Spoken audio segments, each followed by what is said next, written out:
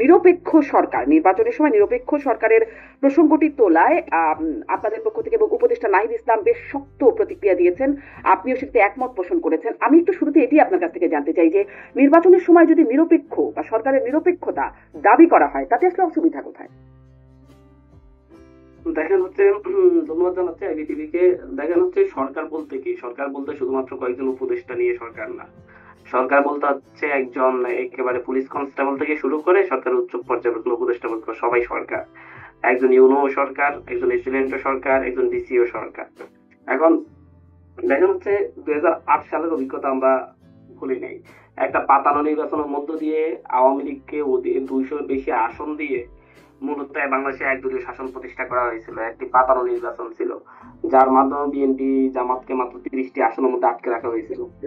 তো এখন পট পরিবর্তনের পরে 5ই আগস্টের পরে যে অন্তর্বর্তীকালীন সরকার গঠিত হয়েছে, সেই অন্তর্বর্তীকালীন সরকারে বিএনপির নিজেদেরও প্রতিনিধি আছে, বিভিন্ন তাদের সুপারিশে কয়েকজন এখানে উপদেষ্টা হিসেবে আছেন। কিন্তু দেখেন, প্রশাসনের বাকি স্তর সচিব থেকে শুরু করে ইউনো পর্যন্ত যাই আছে সবগুলো হচ্ছে বিএনপি পন্থী বা জামাত পন্থী, এভাবেই হচ্ছে।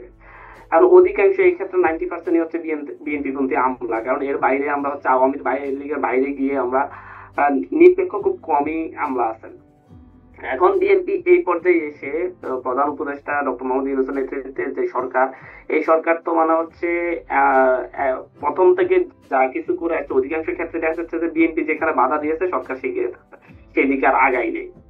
বিএনপি রাষ্ট্রপতি ইস্যুতে বাধা দিয়েছে, সরকার সেই দিকে আগাই নেই। বিএনপি সংবিধান ইস্যুতে বাধা দিয়েছে, সরকার আগাই নেই। বিএনপি এখন আবার প্রক্লেমেশন ইস্যুতে বাধা দিচ্ছে। তো এই সকল ক্ষেত্রে পুরোপুরি হচ্ছে একটা বিএনপি নিয়ন্ত্রিত এক ধরনের সরকারের মতো হয়ে যাচ্ছে আমাদের কাছে মনে হচ্ছে। তার উপর যখন হচ্ছে দেখা যাচ্ছে যে হচ্ছে এই এখন এই সময় এসে তারা হচ্ছে এই সরকার বিএনপিকে যেমন স্পেস দিচ্ছে, জামাতকে স্পেস দিচ্ছে, বাম দল গুলাকে স্পেস দিচ্ছে, এবং উপদেষ্টারা কিছু কয়েকজন উপদেষ্টা নিরপেক্ষ থাকার কারণে এটা সম্ভব হচ্ছে।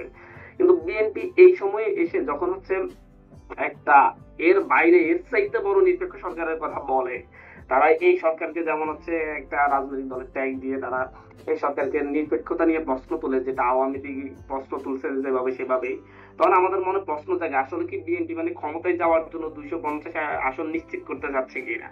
যে আমাকে 250-এর বেশি আসন দিয়ে আওয়ামী লীগের মতো নিরঙ্কুশ সংখ্যাগরিষ্ঠতা দিতে হবে, তাহলে আমি পরবর্তীতে চাইলে আওয়ামী লীগের মতো আবার 16 বছর ক্ষমতায় থাকতে পারবো। যেভাবে একেবারে সরকার আওয়ামী লীগকে একটি পরিকল্পিত ভাবে আওয়ামী লীগকে ভোটে জিতিয়ে 250-এর বেশি আওয়ামী লীগের দলীয় জোট, আওয়ামী লীগের নেতৃত্বাধীন যে জোট, সেই জোটকে ক্ষমতায় বসিয়েছিল, যার সূত্রপাত সেই 2008 নির্বাচনে কিন্তু ফ্যাসিলিজমের সূত্রপাত করেছে। আমরা সেই জায়গায় ভয় পাচ্ছি। আমরা মনে করছি এর চাইতে আরো বেশি নিরপেক্ষতা খুঁজতে